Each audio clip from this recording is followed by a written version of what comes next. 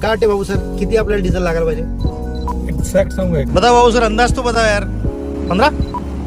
15 litre नाही लागेगा. नमस्कार, मी Shailesh. Video टाकला होता माझ्या SV3X होतं, त्याच्यामध्ये आपण ॲव्हरेज चेकआउट केलं होतं. त्यावेळेस बऱ्याच जणांनी मला कमेंट केलं की तुम्ही फुल टंकी करून मग ॲव्हरेज चेक करा. आज राशी मुंबईला जाण्याचा योग आला वाया मिसिंग लिंक.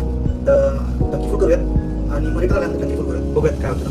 ओके, पेट्रोलचे भाव खूप वाढले. लकीली मी चेक केलं, गाडीचं टंकी ऑलमोस्ट ऑल फुल आहे, त्यामुळे फुल करायला आपल्याला जास्त काही नेट येणार नाही. 540-524 ची रेंज दाखवते आणि 12.5 ॲव्हरेज दाखवते सध्या. आपण आलो आता पंपावर आणि आपण डिझेल यांना फुल करायला लागेल. ऑलमोस्ट फुल करणार 0 करतात आहे आणि रेट काय चालू आहे? 98चा रेट चालू आहे डिझेलचा. त्यावेळेस काढायचं बाहेर चालू आहे. काठोकाठ डिझेल आलं आणि आलंय 8 लिटर डिझेल. किती रुपये झालं ते? 800 रुपये ना. ठीक आहे, पण आता एक्सप्रेस वेला लागलो आहे, तरी दाखवत आहे 12. आपण आता रिसेट करूया. हा रिसेट झालेला आहे आणि रेंज दाखवत आहे माझी सध्या 512 किलोमीटर फुल टंकीला. आता हे जेवढं ॲक्सिलेटर दाबलं ना, ती खालची निळी लाईन बघा आतमध्ये जाते, त्या हिशोबाने तो ॲव्हरेज त्याचा कॅल्क्युलेट करत असावा. आणि क्रूजवर टाकल्यानंतर ना तो बघा ग्रीन लाईट टाकला, क्रूजवर टाकला, आता तो त्याच्या हिशोबाने ॲक्सिलेट करतो आणि ॲव्हरेज काढतो. तर इनिशियल ॲव्हरेज बघू काय दाखवेल.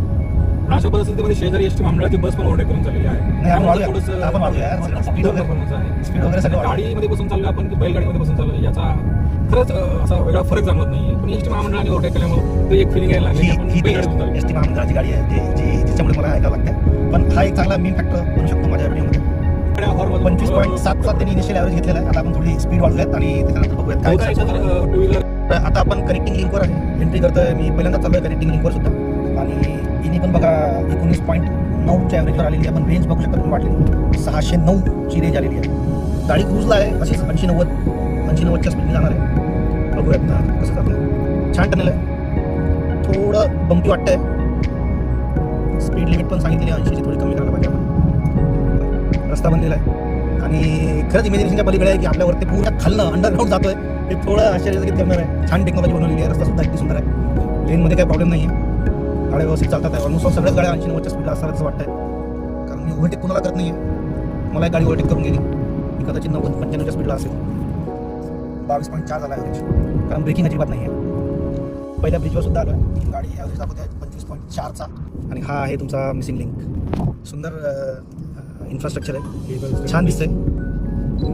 दुसऱ्या टनलमध्ये ही टनल छोटी आहे, नाही छोटी म्हणजे लेंथ छोटी आहे 4 लेनच. गाडी कम्प्लिटली क्रूजवरच आहे माझी. मला ब्रेकिंगचं पण काम नाही पडलं अजिबात. 25.9 झालं आहे. तर आपण आत्ताच ॲक्च्युली टोल क्रॉस केला आहे आणि तुम्ही बघू शकता 29.9च्या ॲव्हरेजने गाडी काढली आहे टोल नाक्यावरनं. आणि रेंज पण वाढलेली आहे. तर आपण मग अशी 0 सेट केला होता, 65 किलोमीटर गाडी चालली आहे आपली. 128 किलोमीटर चाललेली दाखवते गाडी ट्रिपला. आणि 128 किलोमीटरमध्ये आपल्याला दिला आहे त्याने ॲव्हरेज 22.7. आता रिटर्नच्या आपण मुंबईला पोहोचलो आहे आणि तुम्ही बघू शकता ऑलमोस्ट ऑल 22.8चा ॲव्हरेज आलेला आहे. रेंज दाखवते 812. आपण बघूया ट्रिप काय म्हणते आहे. तर आपण आता पुन्हा लागलो परतीच्या प्रवासाला आणि हुबळीचा ॲव्हरेज सिटीमध्ये आपल्याला मुंबईमध्ये येतो आहे 20.1. 728ची रेंज दाखवते आहे. आणि बघूयात आपण डिस्टन्स किती झालं आहे ट्रिपमध्ये. 142 किलोमीटर आपण डिस्टन्स कवर केलं आहे. पुन्हा येऊयात एक्सप्रेसला लागल्यानंतर बघूयात काय ॲव्हरेज काढता येतं. तर मी ॲक्च्युली मिसिंग लिंकवर लागेपर्यंत माझा ॲव्हरेज 20.6 आहे. मिसिंग लिंकचा तुम्ही अनुभव पाहू शकता. तर अशा प्रकारे आपण एक्सप्रेस वे आपला जस्ट संपवला आणि ॲव्हरेज दिसतोय 20.5, रेंज दिसते आहे 612. आपण बघूयात गाडीने डिस्टन्स किती ट्रॅव्हल केला आहे. 257 दिसतं आहे. आता आपण पहिल्या पंपावर जाऊन आणि चेक करूयात काय सीन आहे. आणि आता आपण बघूयात किती लिटर डिझेल आपल्याला लागेल पुन्हा टंकी फुल करण्यासाठी. काय वाटते भाऊ सर, किती आपल्याला डिझेल लागायला पाहिजे? एक्झॅक्ट सांगू एक्झॅक्ट सांगा. डिझेलचे रेट वाढले आता. डिझेलचे रेट जरी वाढले असेल तुझ्या गाडीच्या 50 तरी ॲव्हरेज दिलं. 50 टक्का ॲव्हरेज गाडी राहू. आवाज स्प्लेंडर थोडी चालवतोय. 50 नाही तर 30 सुद्धा ॲव्हरेज नाही दिलं. तर फेल आहे, तर फेल. चलो ठीक आहे, 0वर. आणि आपण आता फुल करायला घेऊयात. थोडं खाली नका सांगतो. बता भाऊ सर, अंदाज तो बता यार. 15 लिटर नहीं लगेगा. देखो लगा 10 लीटर 10-12 लीटर लगना चाहिए. देखो है और थोड़ा नहीं जाएगा ना, थोड़ा लाइट होगा. देखो 10 पे आला काटा. 1 सेकंड थांबा. बोटा लागला पाहिजे. बोलत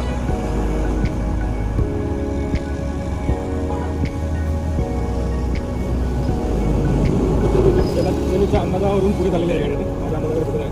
झुक द्या हो. Okay done. नाही डन डन डन. देखो हे बघा इथं फुल झाली टंकी आपली आणि लागलाय आपल्याला 12 ऑलमोस्ट 1189 1170 रुपयाचं डिझेल लागलंय. यावेळेस थोडं जास्त लागलं, लास्ट टाइम थोडं कमी लागलं, पण यावेळेस आपण आतमध्ये जरा जास्त गेलं तर त्याच्यामुळे किती 275 किलोमीटर गाडी फिरली आहे ना. थांबा मी पेमेंट देतो यांचं आणि मग आपण थोडा कॅल्क्युलेशन करूयात. हे बघा 1198 लिटर डिझेल लागलं आहे आपल्याला 1170 रुपयाच्या जवळपास. गाडीने पुन्हा रिसेट मारलं आहे ॲव्हरेज. आणि आपण बघू आपली ट्रिप किती बसली. ट्रिप बसली होती 258 ना. तर नाही 89 ना 89. तर आपल्या गाडीने ॲव्हरेज काढला आहे 21.70 म्हणजे 21 लिटरचा मोठामोठी ॲव्हरेज काढला आहे आता 1169. तर 1169 डिवायडेड बाय 258 4.5 रुपये लिटरच्या हिशोबाने आपल्याला डिझेल 4.5 रुपये पर किलोमीटरच्या हिशोबाने आपल्याला डिझेल पडलं आहे. तर अशा प्रकारे आपण टंकी टू टंकी मुंबई ट्रिप मारलेली आणि 21.5चा ॲव्हरेज आला आहे. 4.5 रुपये लिटरच्या हिशोबाने आपल्याला डिझेल पडला. तर बरेच जणांना प्रश्न होता की बा तुम्ही टंकी टू टंकी ॲव्हरेज काढा आणि ते हायवेवरचा ॲव्हरेज दिसतोय. तर या जर्नीमध्ये आम्हाला पूर्ण प्रॉपर हायवे सिटी ट्रॅफिक सगळं एकत्र भेटलं. अशीच मी याच्यानंतर एक ट्राय करतो करायचा सातारा आणि एक मी नगरचा सुद्धा करेल आणि कदाचित या महिन्यामध्ये माझी नाशिक पण टूर आहे. तर नाशिक पण मी टंकी टू टंकी मारून बघतो. फुली पेट्रोलची प्राईस नको वाढायला. हां लास्ट टाइम पेट्रोलचे प्राईस पण होते वाढलेले. प्राईस पण तुम्ही येतं ना 98 की 96 त्यावेळेस आम्ही मला डिझेल भरलेलं. आता किती होता आता नाही 98 होता आता. तर चलो ठीक आहे बाय. पुढच्या व्हिडिओमध्ये लवकर भेटूया.